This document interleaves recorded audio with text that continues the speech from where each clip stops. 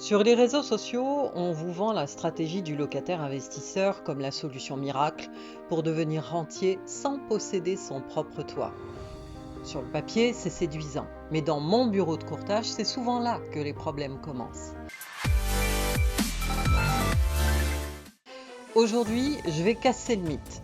Je vais vous expliquer pourquoi en 2026, cette stratégie peut devenir un boulet financier qui vous empêchera d'acheter votre propre maison pendant 10 ou 15 ans. Si vous n'avez pas les reins solides, restez attentifs, voici la réalité du terrain. Le premier problème, c'est que les banques n'ont pas la même calculatrice que vous.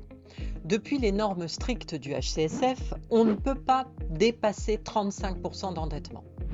Quand vous êtes locataire, votre loyer est une charge sèche. Si vous payez 1 000 € de loyer et que vous voulez emprunter pour un investissement à 800 € de mensualité, la banque voit 1 800 € de sortie d'argent. Même si votre locataire vous paye 900, la banque va appliquer une décote de 20 à 30% sur ce revenu pour prendre en compte le risque d'impayé de loyer, d'absence de locataire et l'indisponibilité du bien pour faire des travaux. Le résultat, c'est que votre endettement explose. Vous saturez votre capacité d'emprunt pour un petit studio en province et le jour où vous voudrez acheter votre vraie maison pour votre famille, le banquier vous dira non. Vous serez bloqué dans votre propre stratégie. Si vous saturez vos 35% d'endettement aujourd'hui avec ce petit studio, vous vous interdisez d'acheter votre résidence principale pendant toute la durée du prêt, 20 ans. Est-ce que vous êtes prêt à rester locataire de votre logement actuel, même si votre famille s'agrandit, parce qu'une banque refusera de vous financer une chambre supplémentaire ? Il y a un truc que les influenceurs oublient, le saut de charge. Une banque déteste l'instabilité. Si vous êtes locataire, vous êtes à la merci d'un propriétaire qui peut vous donner congé pour vendre ou l'occuper. Si demain, vous devez vous le reloger en urgence et que les loyers ont augmenté de 200 €, votre dossier de crédit locatif qui passait tout juste devient un dossier à risque.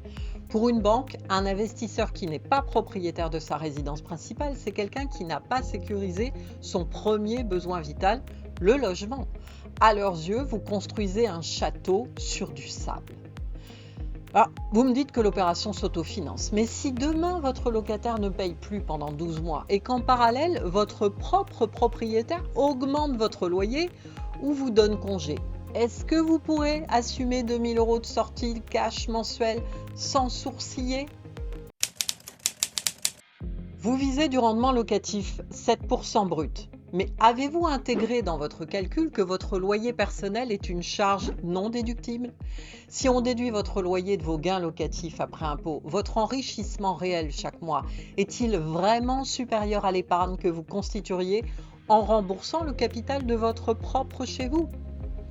Est-ce que ça vaut vraiment le coup de payer un loyer à fonds perdu chaque mois pour espérer une rentabilité locative qui sera grignotée par les impôts et les prélèvements sociaux à la sortie ? Dans 80% des dossiers que je traite, la réponse, c'est non.